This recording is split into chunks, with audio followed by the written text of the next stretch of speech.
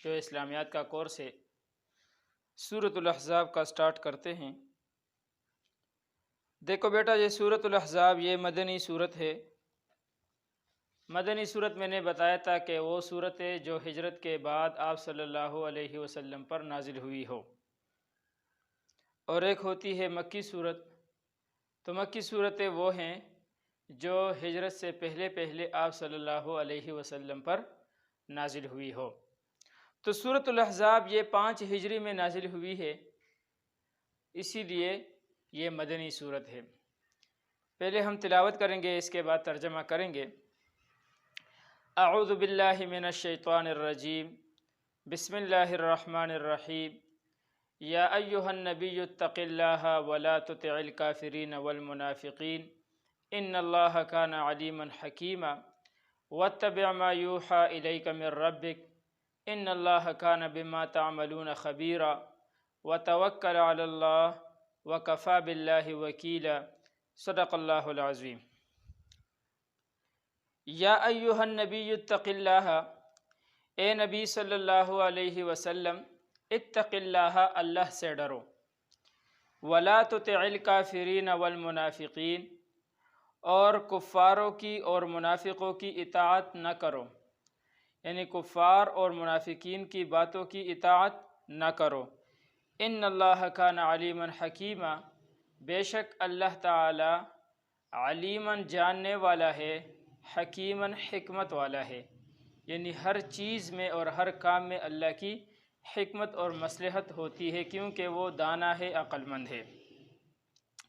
واتبع ما یوحى الیک من ربک، اور اتابعداری کرو ما وہ ان احکامات کی، یوحى الیک، یا ان باتوں کی، یوحى الیک جو تیری طرف وحی کی جاتی ہے، من ربک، آپ کے رب کی طرف سے، اس کی پیروی کرو۔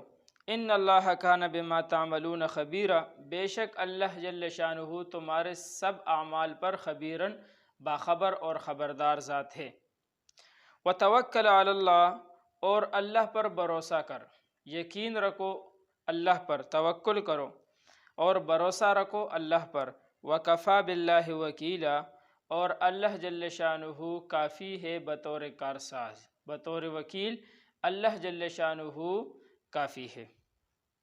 یہ ہو گیا جی سورۃ الاحزاب، آیت نمبر 1 سے لے کر 3 تک۔ جب میں نے لکھا ہے سورۃ الاحزاب 1 تا 3، یعنی 1 سے لے کر 3 تک یہ آیت ہو گئے، اس کا ترجمہ ہو گیا۔ دیکھو بیٹا، اس میں ایک بات یہ ہے کہ یہ آیاتیں کب نازل ہوئی اور کیوں نازل ہوئی، اس کو ہم شان نزول کہتے ہیں یا شان ورود، اس طرح ہم لکھتے ہیں۔ بورڈ کی طرف دیکھو،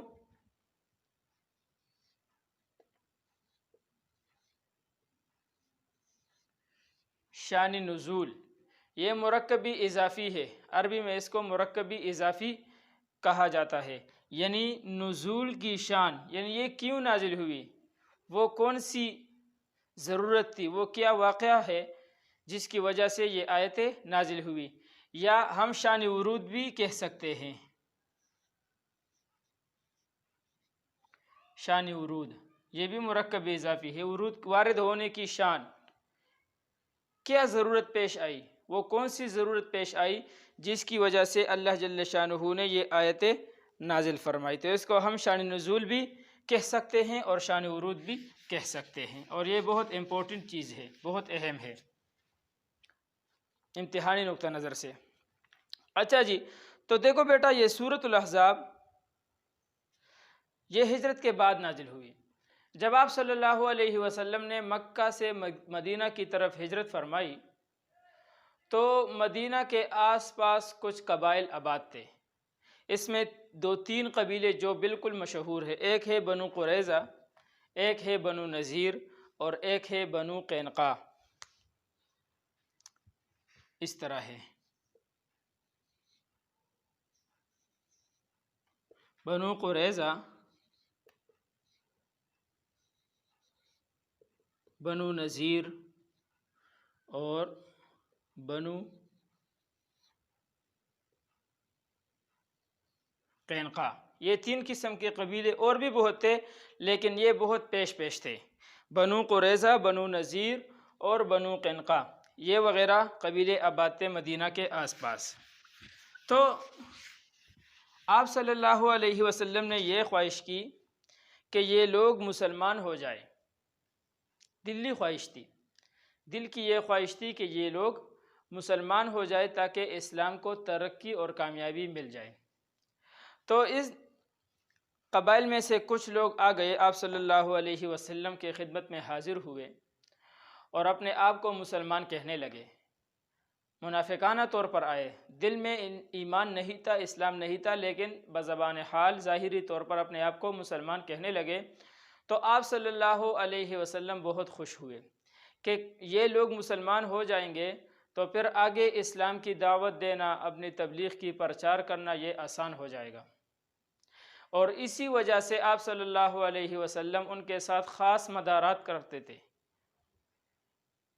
اور ان کی طرف سے جو بڑے لوگ آتے تھے یا چھوٹے لوگ آتے تھے، آپ صلی اللہ علیہ وسلم ان کی عزت کرتے تھے، احترام کرتے تھے، اور کبھی کبھار اگر ان سے کوئی غلطی صادر ہو جاتی، کوئی غلط بات وہ کہتے تھے، وہ لوگ جو یہود تھے یا نصارہ تھے، یہ ان قبیلوں والے تھے، تو آپ صلی اللہ علیہ وسلم دینی مصلحت سمجھ کر اس پر چشم پوشی فرما لیتے تھے۔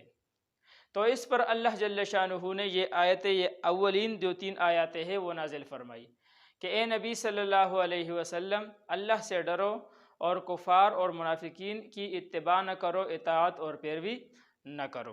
یہ ایک واقعہ ہوا جس کی وجہ سے یہ آیتیں نازل ہوئی۔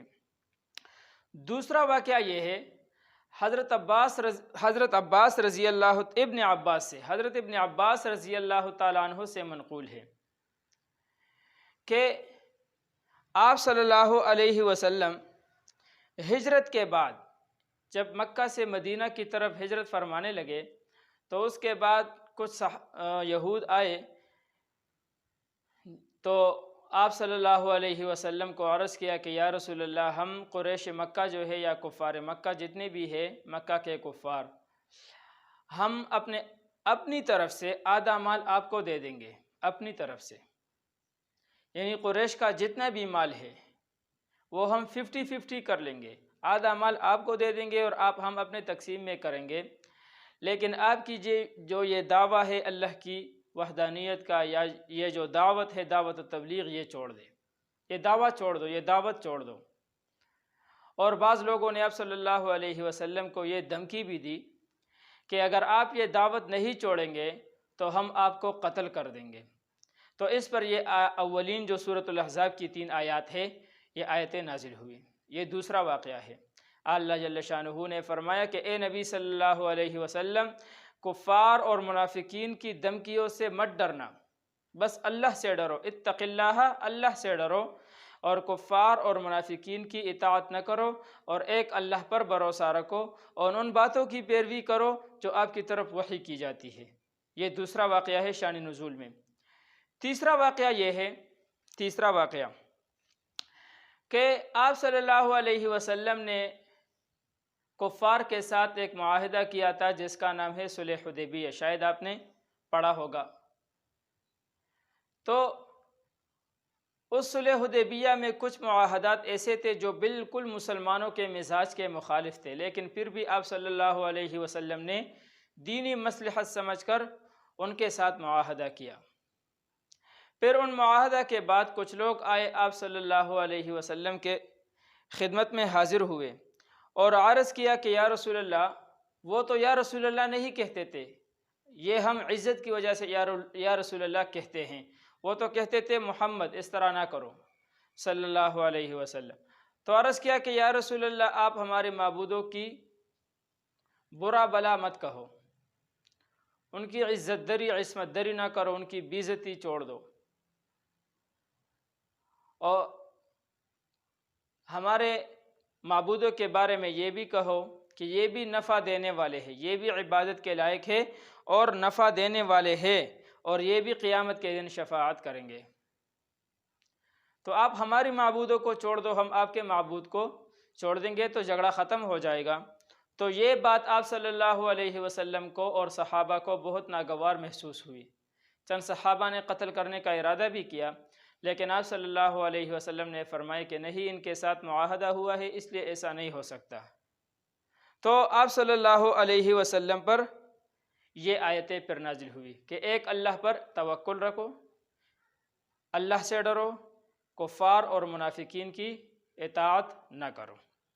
تو یا ایھا النبی، اے نبی صلی اللہ علیہ وسلم، پہلی بات تو یہ ہے کہ یہ نبی صلی اللہ علیہ وسلم کی عزت ہے۔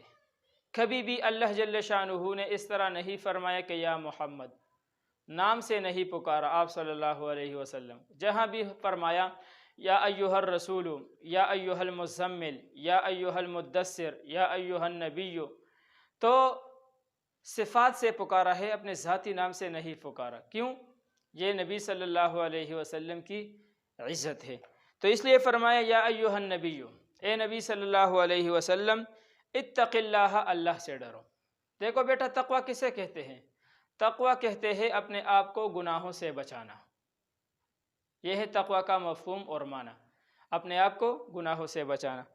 تو یہ حضور صلی اللہ علیہ وسلم ویسے بھی اللہ سے تو ڈرتے تھے، لیکن یہ عام مومن کی طرف اشارہ ہے، مسلمانوں کی طرف اشارہ ہے، قیامت تک آنے والے انسانوں کی طرف اشارہ ہے کہ ایک اللہ سے ڈرو اور تقوی اختیار کرو۔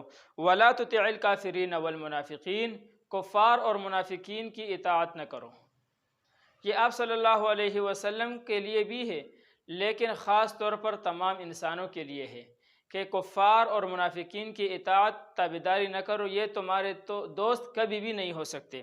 ان اللہ کان علیما حکیما، بے شک اللہ جل شانہ علیم ذات ہے، باخبر ہے، جاننے والا ہے، حکیماً ہر چیز میں، ہر کام میں اس کی مصلحت ہوتی ہے۔ وَاتَّبِعْ مَا يُوحَىٰ إِلَيْكَ مِن رَبِّكَ، تابعداری کرو ما ان باتوں کی یوحا جو وحی کی جاتی ہے، الیک آپ کی طرف، من ربک آپ کی رب کی طرف سے۔ تمام وحی جو آپ صلی اللہ علیہ وسلم یا اور انبیاء کرام علیہم السلام پر نازل ہوئی ہے، وہ صرف اللہ کی طرف سے نازل ہوئی ہے۔ ان اللہ کان بما تعملون خبیرا، بے شک اللہ جل شانہ تمہارے سب اعمال پر خبردار ہے۔ وتوکل علی اللہ، اور اللہ پر بھروسہ رکھو، توکل کرو، یقین رکھو۔ وکفی باللہ وکیلا، اور اللہ جل شانہ کافی ہے تمہارے لیے بطور سازات۔ تم سب کام اللہ جل شانہ وہ سارے کام بنا دے گا اور پورا کریں گے۔ اب ایکسرسائز نمبر 1 میں اس کا جو مشق ہے، اس میں اول جو سوال ہے کویسچن نمبر 1، وہ یہ ہے کہ سوال نمبر 1، سبق کی ابتدا میں رسول اللہ صلی اللہ علیہ وسلم کو کن کن باتوں کی تلقین کی گئی ہے؟ یہ سوال ہے۔ تو میں نے بتایا کہ پہلی بات یہ ہے تقوی اختیار کرنا۔ نمبر 1،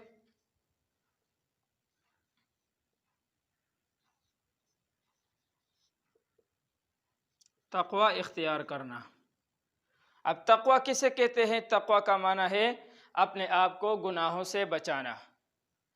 پھر آپ نے پڑھا ہوگا تقوی کے جو انعامات ہیں، 9 کلاس میں تقریباً آپ نے پڑھا ہوگا۔ ایک ہے گناہوں کی مغفرت، متقی انسان کی گناہوں کی مغفرت کی جاتی ہے اور ممتاز حیثیت اس کو حاصل ہوتی ہے، یعنی حق اور باطل میں تمیز کرتا ہے کہ یہ اچھا ہے، یہ برا ہے، یہ حق ہے، یہ باطل ہے، یہ جائز ہے، یہ ناجائز ہے، یہ تمیز کر سکتا ہے، اور آخرت میں اس کے لیے بخشش اور مغفرت کی اعلان بھی ہوگا۔ تو اور نمبر 2 ہے اس سبق کی ابتدا میں کن باتوں کی تلقین کی گئی ہے، تو اس میں دوسرا کیا ہے؟ وَلَا تُطِعِ الْكَافِرِينَ وَالْمُنَافِقِينَ، کفار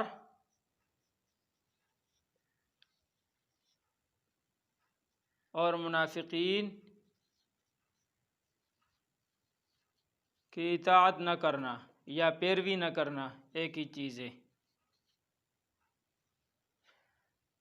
کفار اور منافقین کی اطاعت اور پیروی نہ کرنا، کیونکہ یہ کبھی بھی مسلمان کے دوست نہیں ہو سکتے۔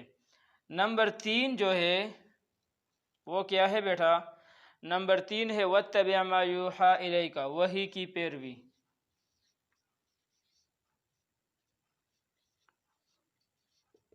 وحی کی پیروی کرنا، اطاعت کرنا، یعنی جو اعمال، جو احکامات آپ کی طرف وحی کی جاتی ہے اس پر عمل کرنا۔ کفار اور منافقین کی دھمکیوں سے مت ڈرنا۔ نمبر 4 جو ہے وہ کون سی بات ہے؟ وہ ہے اللہ پر بھروسہ رکھنا۔ वतवक्कल अलल्लाह, अल्लाह पर भरोसा रखना। ये हो गया जी, सबक की इब्तिदा में आप सल्लल्लाहु अलैहि वसल्लम को 4 बातों की तलकीन की गई है। नंबर 1 तक़वा इख्तियार करना, ये हुज़ूर सल्लल्लाहु अलैहि वसल्लम के लिए भी है, तमाम उम्मत मुस्लिमा इंसानों के लिए भी है। नंबर 2 है कुफ़ार और मुनाफिकीन की पैरवी न करना, इन मुसलमानों के लिए भी है, आप सल्लल्लाहु अलैहि वसल्लम के लिए भी है।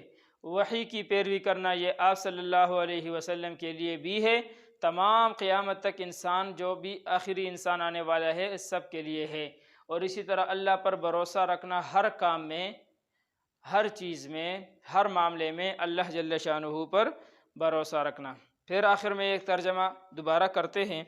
या अय्युहन नबिय्यु, ए नबी सल्लल्लाहु अलैहि वसल्लम, इत्तक़िल्लाह, अल्लाह की इताअत करो, वला तुतिअल काफिरीन वल मुनाफिकीन, और कुफ़ार और मुनाफिकीन की अल्लाह, या अय्युहन नबिय्यु, ए नबी सल्लल्लाहु अलैहि वसल्लम, इत्तक़िल्लाह, अल्लाह से डरो, वला तुतिअल काफिरीन वल मुनाफिकीन, कुफ़ार और मुनाफिकीन की इताअत न करो, इन्नल्लाह काना अलीमन हकीमा, बेशक अल्लाह ताला अलीमन जानने वाला है, हकीमन हाकिम ज़ात है, दाना और अक्लमंद है।